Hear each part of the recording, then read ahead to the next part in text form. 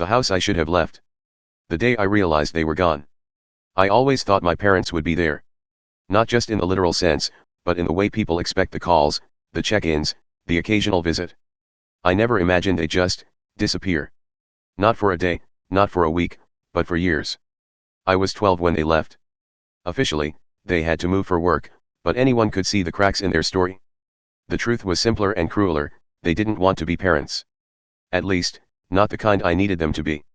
I remember standing in the living room, small hands gripping the edge of the sofa, watching the tail lights of their car vanish down the street.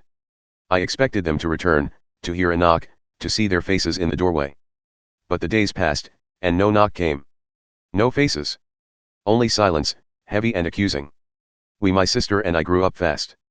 We learned how to make meals, how to pay bills, how to survive without anyone holding us. But every birthday, every sick day, every small success was a reminder of their absence. And yet, somewhere in me, a corner of my mind clung to the hope that someday, when the dust settled, they would come back. Years passed. We grew. We made lives for ourselves from the ruins of their neglect. We learned to smile, to laugh, to exist. But the truth remained: we did it without them.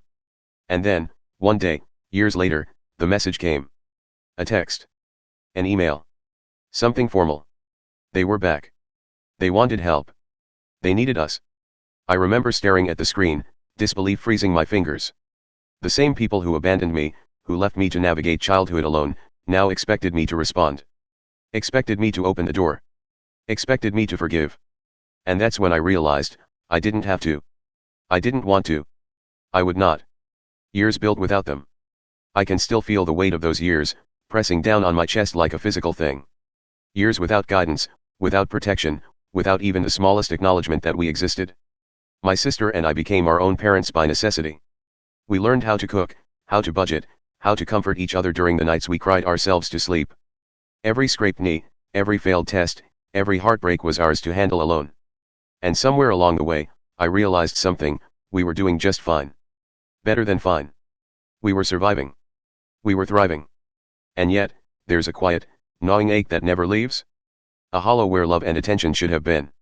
It doesn't matter how many accomplishments fill the years, they cannot replace the presence of the people who abandoned you. When I first read their message, that unpolished plea for help, I felt a surge of something that surprised me: anger. Not the fleeting kind that passes in an hour.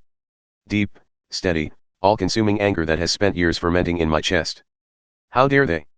After everything, how dare they think we would drop everything to accommodate them? I replayed memories, not just of their departure, but of the tiny betrayals that led to it. The way they prioritized themselves, their work, their social lives, over our lives. The way they never noticed the milestones, never celebrated our victories, never comforted us in moments of fear. Their absence was never accidental, it was a choice. A selfish, deliberate choice. And now, they expected me to erase all that. To welcome them back as if nothing had happened. No, I couldn't. I wouldn't. I typed a reply. Short. Polite. Clear. I'm sorry. We can't help you. And then I put my phone down and felt something I hadn't felt in years: peace. Not happiness, not satisfaction. Peace. The kind that comes from knowing you no longer carry the weight of someone else's selfishness. The kind that comes from realizing that the life you've built independent, resilient, complete is yours alone. The guilt they tried to sell me. Even after I sent the message, I couldn't stop thinking about them. Not because I missed them, not really, but because guilt has a way of sneaking in when you least expect it. It whispers, soft and persuasive, like it's your own voice: they're your parents. You should help them. You should forgive them. They made mistakes. Don't you want to be a good person? I hated that voice. Every word felt like a trap, like my years of struggle, my self-reliance, my growth were being undermined by a few carefully chosen words from people who had no right to demand anything from me. I remembered my childhood. The mornings we woke up alone, the dinners we cooked ourselves, the nights we cried quietly so the neighbors wouldn't hear. The times I wished for them to care, to notice, to love us. And now, decades later, they wanted what they had abandoned. And I was supposed to feel sorry for them. I tried talking to friends about it, but they didn't understand. They're your parents, they said. Family always matters. I wanted to scream at them. They abandoned me. They abandoned my sister. How can you say that about people who left their children to fend for themselves? The more I thought about it, the more I realized something: guilt was the last weapon they had. If they couldn't control us as children, maybe they could control us as adults. And I refused. Refused to let them manipulate the only thing they hadn't already taken from me, the right to decide who I let into my life. And yet, part of me still imagined what it would be like if I answered their call. If I drove to their house, saw them sitting there, waiting, hoping. Part of me imagined the tears, the apologies, the fragile moment of reconciliation. But then I looked around at the life I had built, the home, the career, the stability, the peace, and I realized that life would crumble if I allowed them back in. So I stayed firm. I didn't reply to their follow-up emails, didn't answer their calls. I let the messages sit, unopened, as a quiet testament to boundaries drawn in blood, learned from years of absence. And in that silence, I began to understand something essential: abandonment has consequences. And it is the abandoned who decide what those consequences are. Independence earned, not given. Months passed after I cut off communication. The messages, the calls, the subtle attempts at guilt, none of it reached me anymore.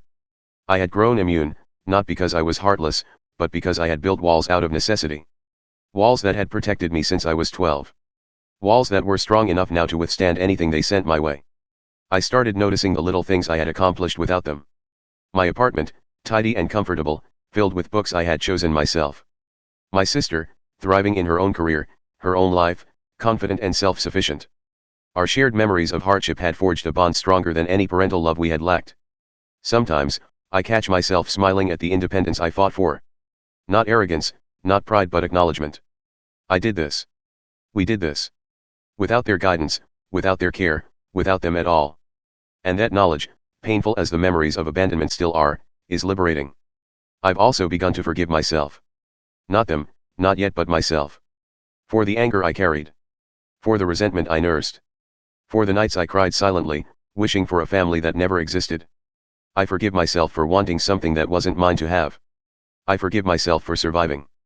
I forgive myself for being alive, despite the scars they left.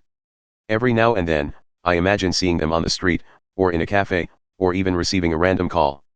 And I realize something crucial: I don't need to engage. I don't need to explain. I don't need to justify the choices I made for my own life. I am no longer a child left behind. I am a grown adult who has carved out a life from the ruins. And sometimes, in the quiet evenings, when the city hums softly outside my window, I feel the bittersweet weight of it all. I mourn the family I never had. I mourn the childhood that was stolen. I mourn the love I wanted but didn't receive. But then I remember, I am here. I am alive. I am whole in ways they could never have given me. And that, perhaps, is the truest form of revenge: living fully, without them, and thriving despite the past they abandoned. The quiet peace of choosing myself. I sometimes think about what it would have been like if they had stayed. If they had cared, if they had loved, if they had been present even in the smallest ways. I think about birthdays celebrated together, school plays attended, advice given when I needed it most. I imagine the comfort, the support, the guidance. And then I shake my head, because imagining it does nothing to change the reality I lived. The reality is harsher, but it is mine. I grew up in the absence of people who should have been my anchors, and I learned to build my own. I learned to hold my own hand when the nights were dark. I learned to comfort myself when the world seemed unfair. I learned to love the life I had, even when it was missing pieces that were supposed to belong to me.